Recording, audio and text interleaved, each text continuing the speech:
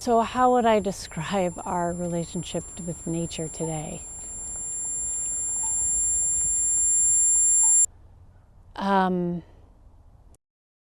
When I started in my certification for mindful outdoor guiding, it was out of a feeling that in my whole environmental education career there was something missing. Environmental ed and a lot of the science communications that I've been involved with through my career are science-based. And I'm a scientist. I'm completely sold on science. And I also recognize that there's other ways of knowing as well. And we don't tend collectively to give that much weight. Nature, quite frankly, was a healing for me when I was caregiving. Both of my parents had Alzheimer's. And I learned that in the morning before I got them up, I would go out and I would watch the sunrise, and I would cry and I would just take it in. And then later I realized it was therapy.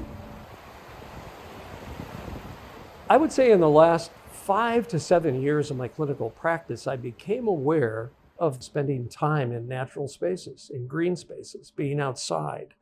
Part of my intake questionnaire became, how much time do you spend outdoors? How much time do you spend in green spaces?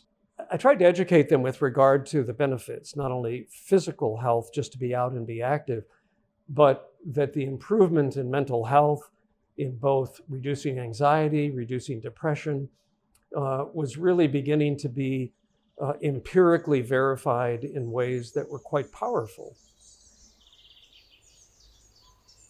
Thinking about those deep connections and what they mean for us and society and for environment, it's true that along that path you're also going to experience lower blood pressure and reduced anxiety and better regulated heart rate and perhaps ease of stress.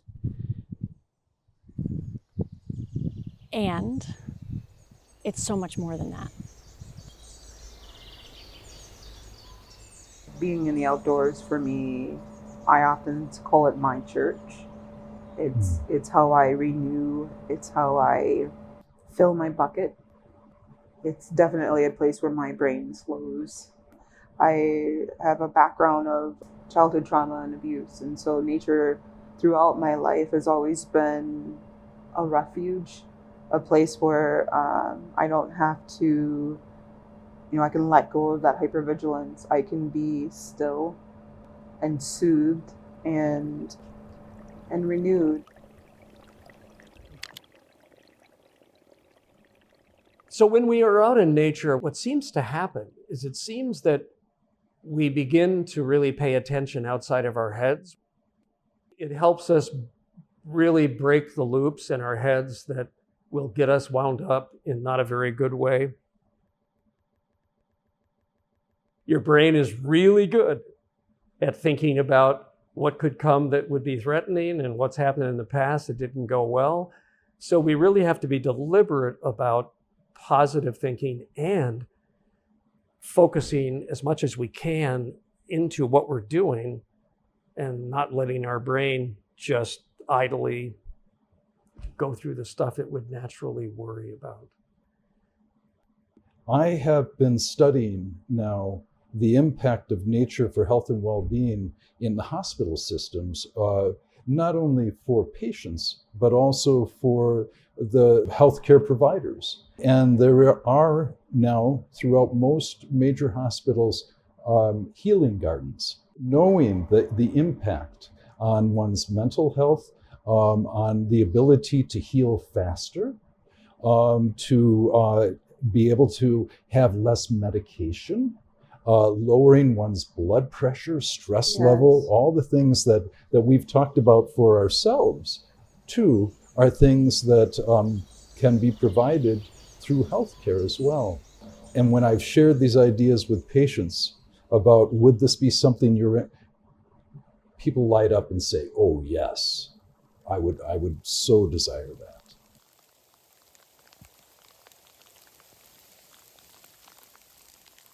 So this is another thing that I share in my guiding is I challenge people to recall a time when they felt judged by nature. And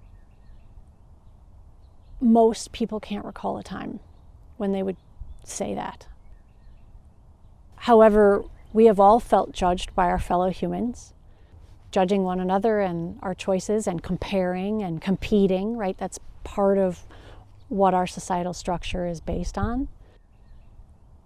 If we feel judged, if we feel ostracized, nature's a place we can be where we are simply accepted. I mean, it's not a question. Maybe the people around us will still judge us, but nature's not going to judge us. It's a safer space in that way.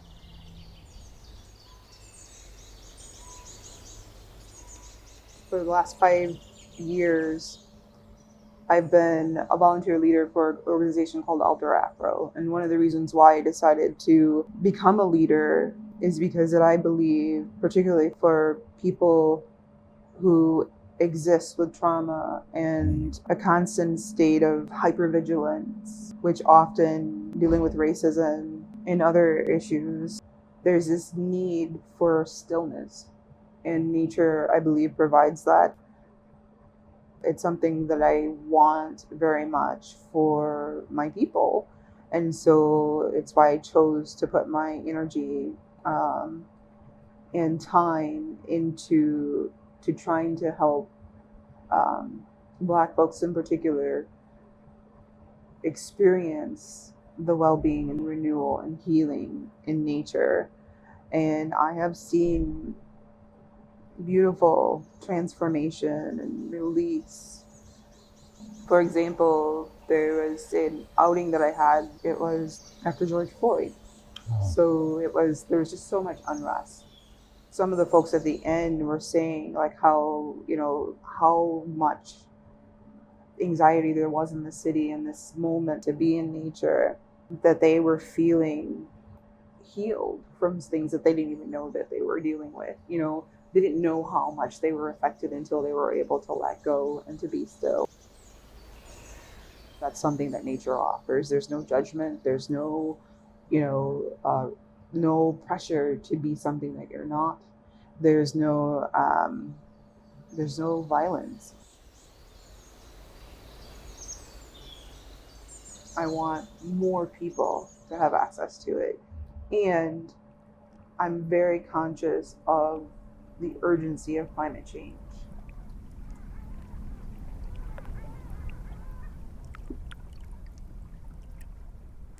Do you think that there is any correlation between the climate crisis and the mental health crisis? Yes, absolutely. Quite frankly, I'm witnessing it. Connected to my work at the hospital, I work in the emergency department. It saddens my heart to see so many teenagers and undergraduate students coming into the emergency room and just saying, I need to see a social worker psychologist now. I need to speak with someone. I think it's raised the anxiety of many of us. It's going to change where people live. It's going to change how people live. The Gulf of Mexico and all around Florida, right? Those places are going to change over time. They already have been. The oceans are rising. So the whole thing is really becoming a little less predictable. And I think that raises people's anxiety. It's sort of like culture shock, right? Things we think we're familiar with, and then suddenly we don't know how to behave or how to make choices or how to shift what seems like it should come natural to us. It's the same thing with climate, changing things that have always been familiar to us. We're not exactly sure how to behave or how to shift. And it's not one little change that once we make it, it's all kind of familiar again. It's constantly changing under our feet, like an earthquake. And we need to be constantly adapting, and that can be really stressful. Your body knows, Yeah, that's a good right? way. Yeah. We may not pay attention to it, but it knows something's wrong. All of our young people are watching us destroy or allow the world to be destroyed, and they see the reality of it and the cognitive dissonance of it. And I think they're internalizing, that the reality of it, right? And not caring about the world. We are, in essence, not caring about them, not caring about their well-being. Because we're so disconnected, we don't remember that we belong to each other. Yes. And we're alone. And I think that that's part of the polarity of our country, of our world right now, and why our children feel so lost, because they know, like, they're closer to it. As we get older, we're like pulled away, but kids, I have 2 grandchildren, and they've been a part of this class called Wonder Bugs with Aldo Leopold Nature Center. Nice. And to watch them explore the outdoors and just fully immerse themselves in the outdoors is just so beautiful. They know, and I mean capital K-N-O-W, know that they are part of nature. So how do you exist in the face of such callousness? Do you know what I mean? You can't say that we love them and we want their well-being and we want their success. At the same time, we're destroying their future. So yes, I think they're highly related. Yeah. Correlated, whatever.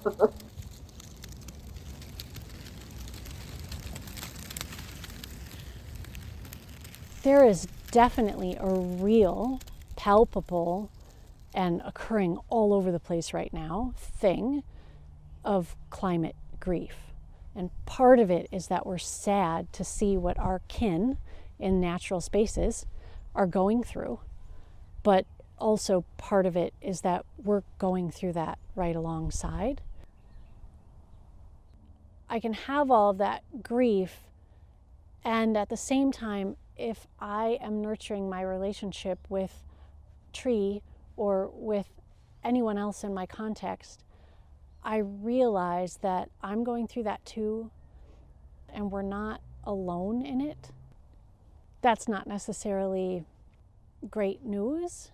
It's sort of like, oh, I hope I'm glad I'm not the only one who feels this, right? You wouldn't wish bad things to be felt by other people, but there is sort of this relief when you feel like, oh, okay, I'm not in it alone, because it allows us to then look into that suffering of others, whether it's trees or other people, and build this muscle of compassion and be collectively more creative to come up with the solutions that either help us adapt today or help us change the course of things in a longer future.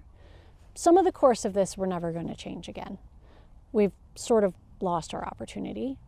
But there's still a lot that we can adapt to. We're incredibly adaptive, and so is everyone in our context.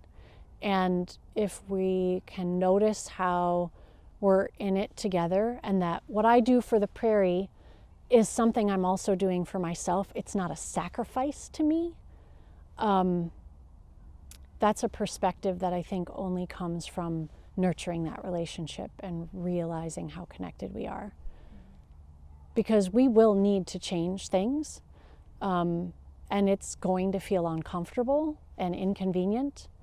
So I think it's really important that through practice on a regular basis, we start to really notice how welfare of non-human beings in our context is also welfare for ourselves.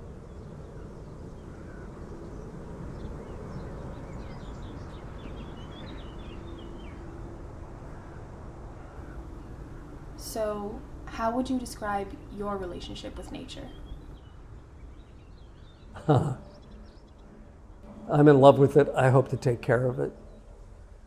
I hope to keep interacting with it until I die. For me, the word that comes to mind is oneness. Kinship. It's coming back to family. I mean, I literally speak to my surroundings. I mean, you just shake your head. It's like, hug a tree. They know a lot.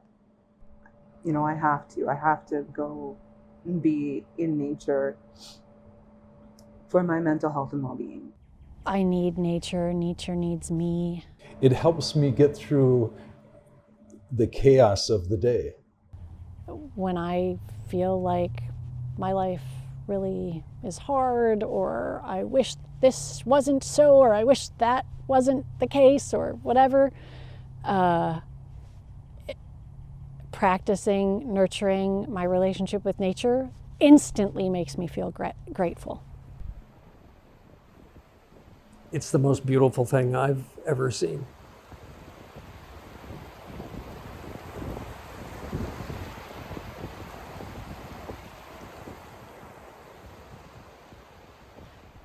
Owning up to being an animal, a creature of the earth, tuning our animal senses to the sensible terrain, blending our skin with the rain-rippled surface of rivers, mingling our ears with the thunder and thrumming of frogs, and our eyes with the molten sky. Feeling the polyrhythmic pulse of this place, this huge windswept body of water and stone, the vexed being in whose flesh we are entangled, becoming earth, becoming animal, becoming in this manner fully human.